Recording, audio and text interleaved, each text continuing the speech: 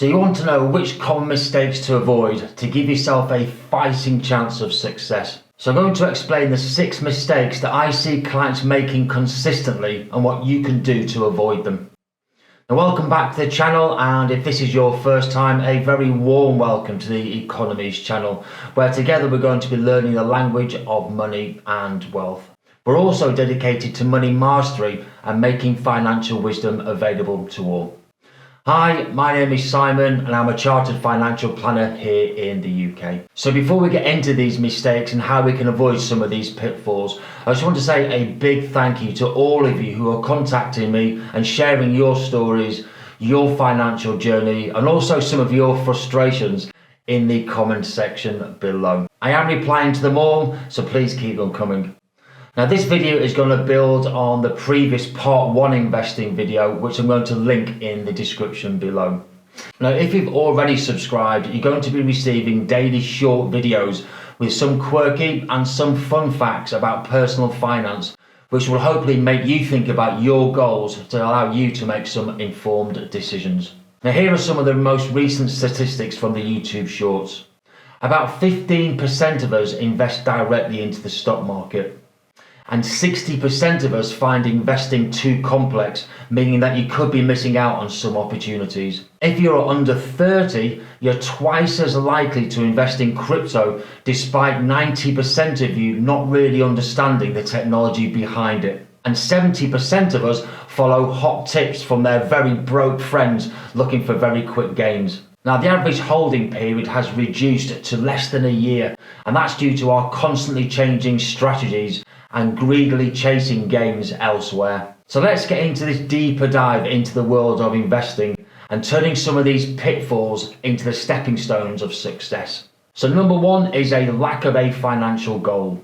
If you're looking to take on the discipline and the sacrifice as well as all the emotions of investing, you're going to need to understand why you're doing this in the first place. So start by writing down your financial goals and be specific.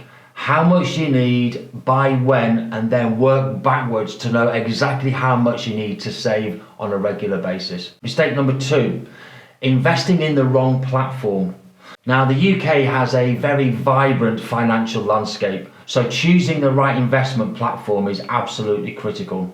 Now, it's tempting to opt for the one with the lowest fees or even the most ads on YouTube, for example. Now, fees are an important factor to consider, but it's just one part of the overall puzzle. Now, the best platform for you is going to be the one that's going to align with your investment style, which offers a wide range of funds to pick from, but importantly also educates you along the way with online support, various calculators, and of course the how-to guides.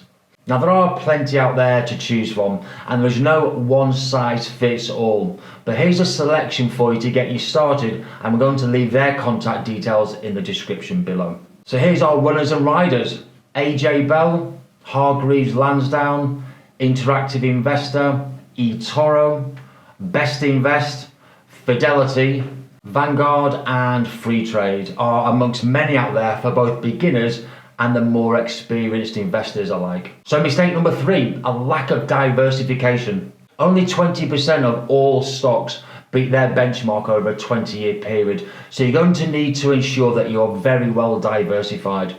This means you need to invest in a mixture of companies, of funds, of various asset classes, of sectors, and of course of countries. Now, this will increase the probability of your success over the long term, whilst also diluting your overall risk. There are many global multi-asset funds available on the platforms I mentioned earlier, and this can make your decision-making process a lot easier for you and can also help reflect your risk tolerance, so please do some research on these funds. Now, mistake number 4, letting your emotions control your decisions. Now, this is a big one. Traditional economic theory has assumed that investors are rational, that they are focused on the long term, and that they are consistent in their approach and their decision making. But if that were true, why do we always seem to make the same mistakes over and over and over again? Now, recent studies tell us that the opposite in fact is true, that we are emotional when we come to making our investing decisions. We are focused on the short term and we are inconsistent in our approach and our process. I mean, go figure. How could this go so wrong? Investing is an emotional roller coaster, and fear and greed can lead to two of the biggest mistakes for retail investors, and that is panic selling and greedily buying into the next big thing. Now remember, the market is a reflection of collective human behavior, which is prone to irregular overreactions. And here is an example. Now, the South Sea bubble was quite possibly one of the first catastrophic financial crashes, and this happened in 1720. It ruined investors, it increased suicides, and caused widespread civil unrest. Now, one of the most famous investors was someone called Sir Isaac Newton, who you might have heard of. He invested early in the South Sea Company and he made considerable gains early on, only then to be tempted back to reinvest all of his gains at an even higher price, which then he inevitably lost. Now, accounts do vary, but it's thought that he lost about £40 million in today's money.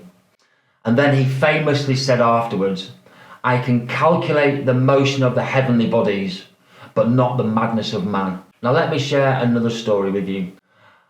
I once went shopping and found two £10 notes in an abandoned car park. Now, after getting home loaded with bags of food and shopping, I found that I'd lost one of the £10 notes. Now, this negative emotion of losing £10 was so much more intense than finding the £20 that I'd done earlier in the day. I mean, I should have been happy as I was still £10 up, but the negative emotions of losing this £10 note were orders of magnitude stronger than the positive emotions. Has anything similar to that ever happened to you? Well, let me know in the comments below. Now, this emotion we're talking about is called loss aversion, where the pain of loss is so much more greater, sometimes 3 times greater or more than a corresponding gain.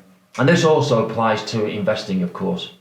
This is where we feel the pain of market falls significantly more than when the market gains. Now, this loss aversion can make us too risk averse and too cautious regarding our decisions, meaning we can miss out on potential gains in the future. Now, in order to avoid this feeling, you need to practice emotional discipline by sticking to the plan we talked about earlier, especially during challenging times and market volatility. You also might need to rebalance your portfolio from time to time to make sure that you are not taking more risk than you're actually comfortable with. Now, a study by Barclays and Imperial College London found that investors who exhibit these behavioural biases are likely to lose up to 3% of their annual returns due to not being able to control their emotions. Now, this statistic emphasizes the negative effect of psychological and emotional factors on investment performance, and it's why some retail investors earn a lot less than a standard portfolio. So if you're enjoying this video so far, please consider giving it a thumbs up, hitting the like button and subscribing so you don't miss any future valuable content. Now, mistake number 5 is not understanding your risk and reward.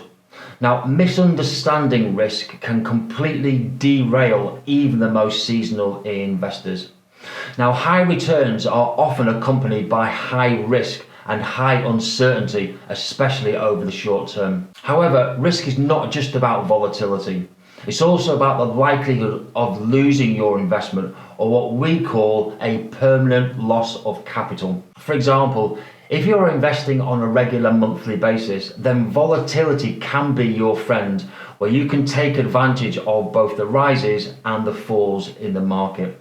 However, if you are in retirement taking and withdrawing regular amounts from your investment, then the opposite is quite likely to be true. That is, that volatility can in fact be your enemy, and you need to take steps to reduce that risk.